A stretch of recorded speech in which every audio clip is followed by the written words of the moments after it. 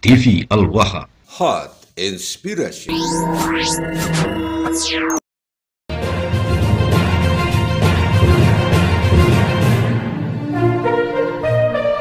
Agustus, apalagi menjelang perayaan Hari Proklamasi Bangsa Indonesia.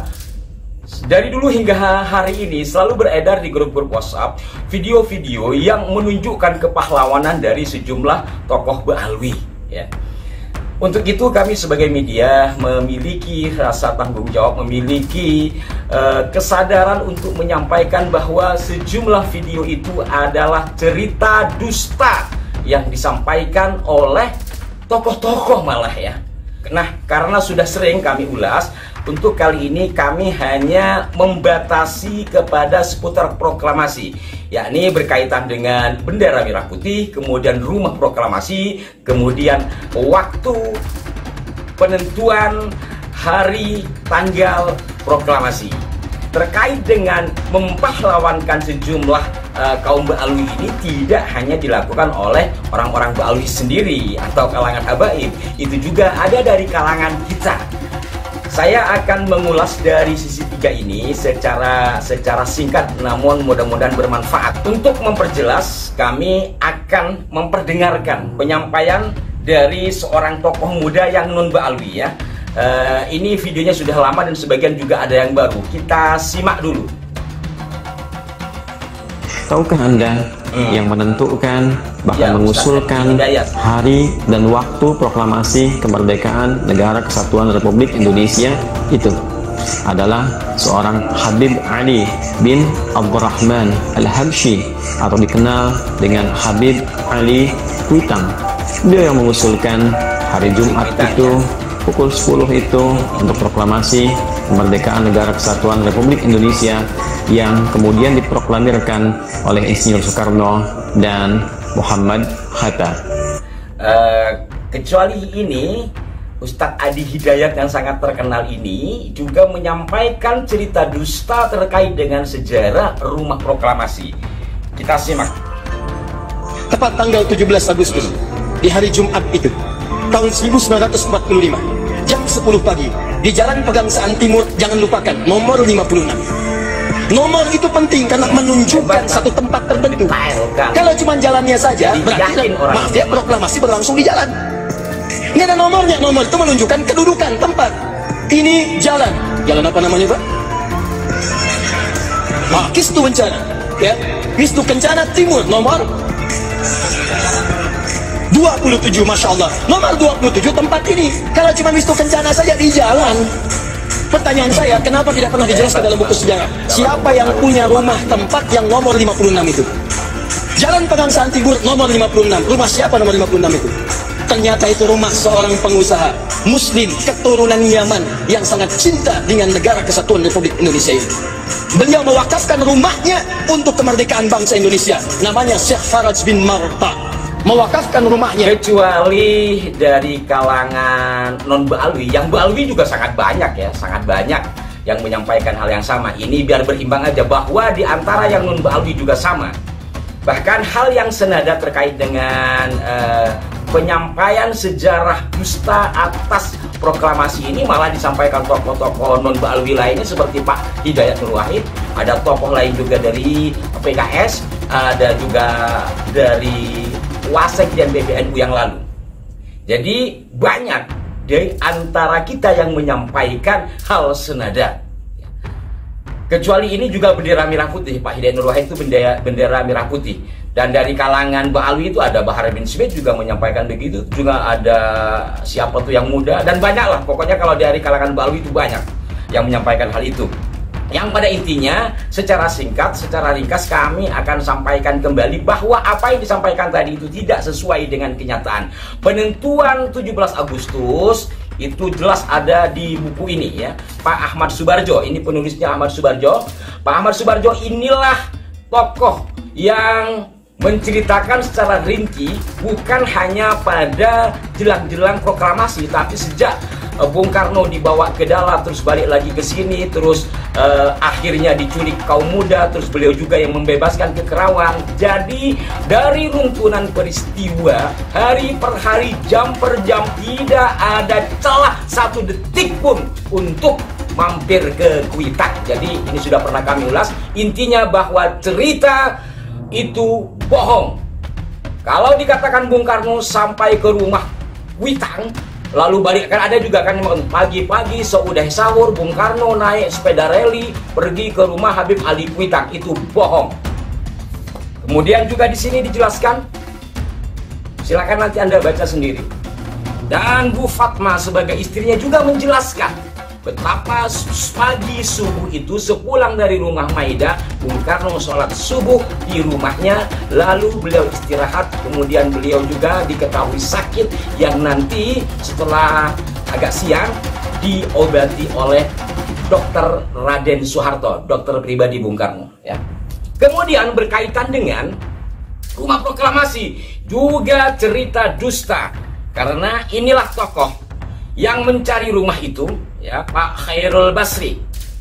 Beliau yang mencari rumah itu.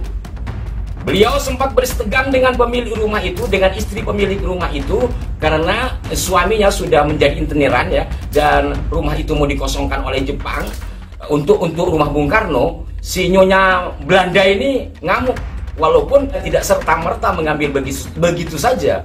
Jadi digantilah gitu.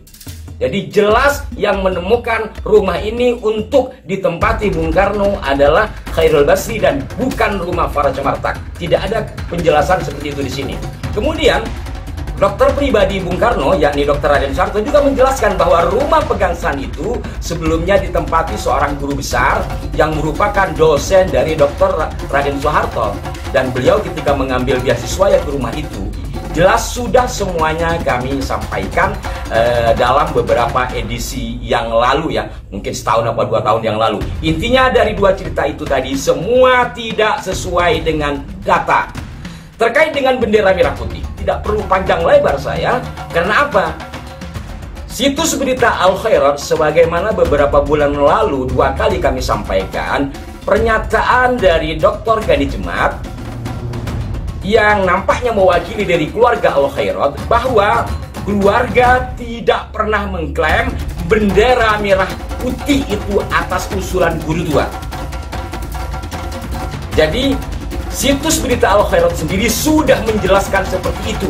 Bahkan Pak Dr. Gani Jemat menantang siapa yang menyampaikan hal itu, tolong sampaikan buktinya.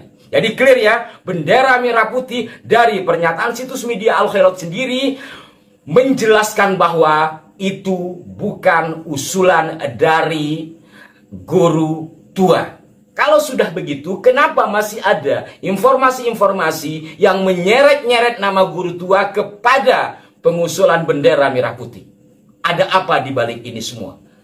Ya. Kemudian kalau tadi Rumah Proklamasi, bendera merah putih, dan penentuan jam atau hari proklamasi. Cukup 3 itu saja karena sangat vital, dan semua yang disampaikan dalam informasi-informasi yang mengaitkan dengan tokoh-tokoh Ba'alwi, sekali lagi saya tegaskan, itu adalah cerita dusta. Kalau memang tidak dusta, buktikan data-data primer. Ini adalah data primer. Pak Ahmad Subarjo pelaku sejarah.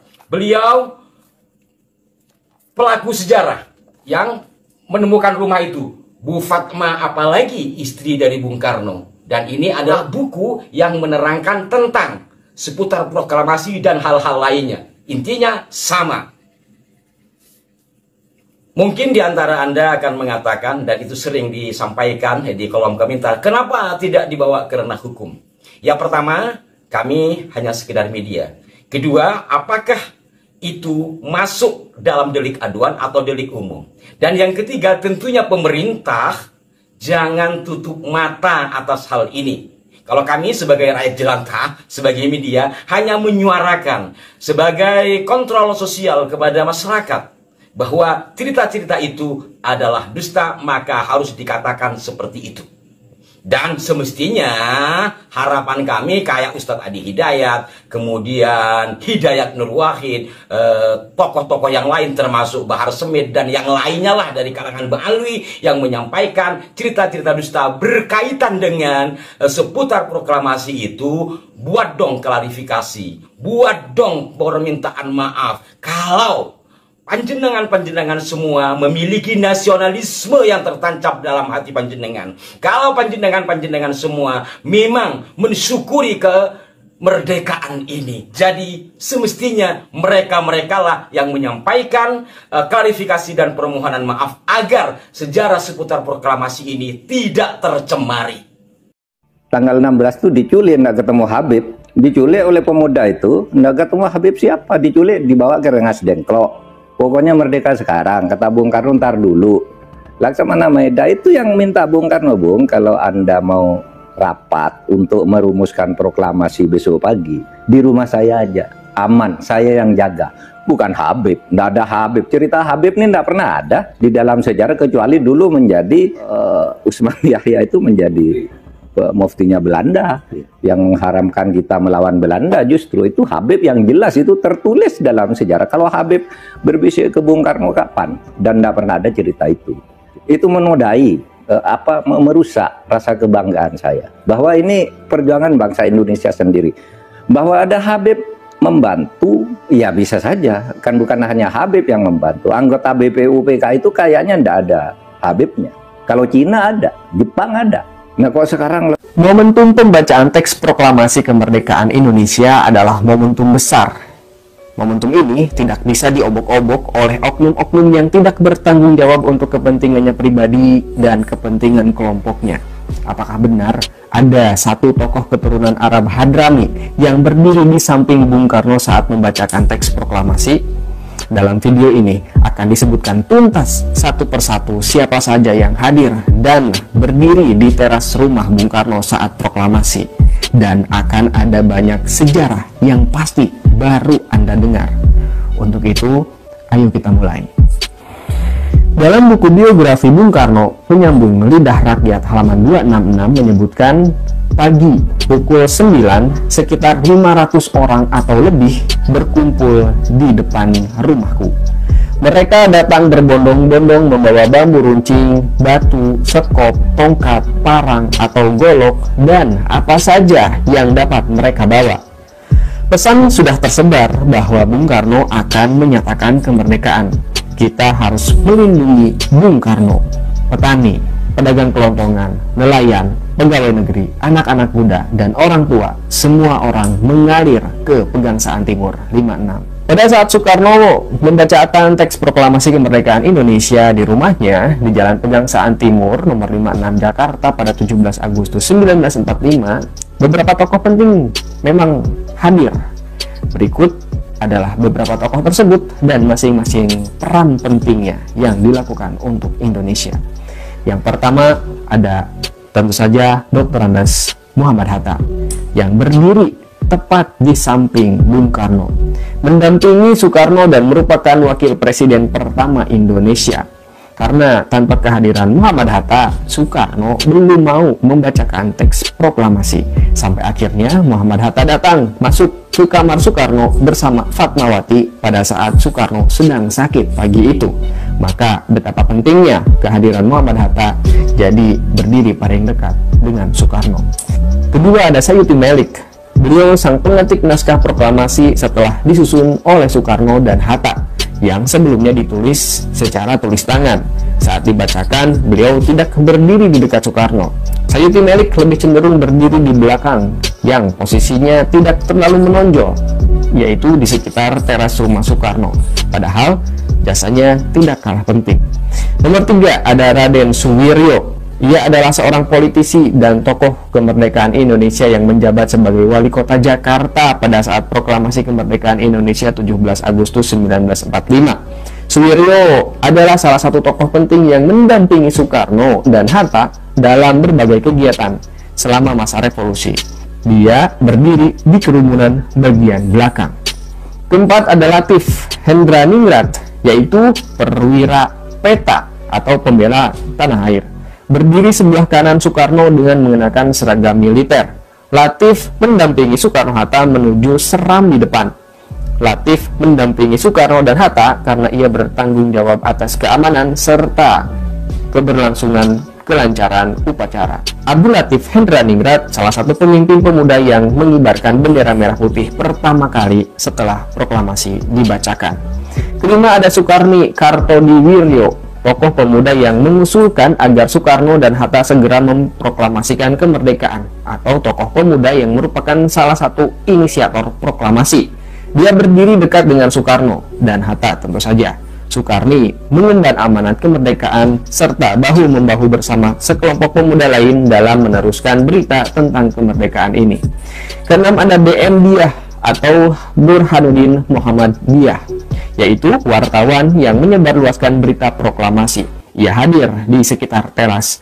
Beliau adalah seorang tokoh pers, pejuang kemerdekaan, dan pengusaha. BM Diah pula yang mengamankan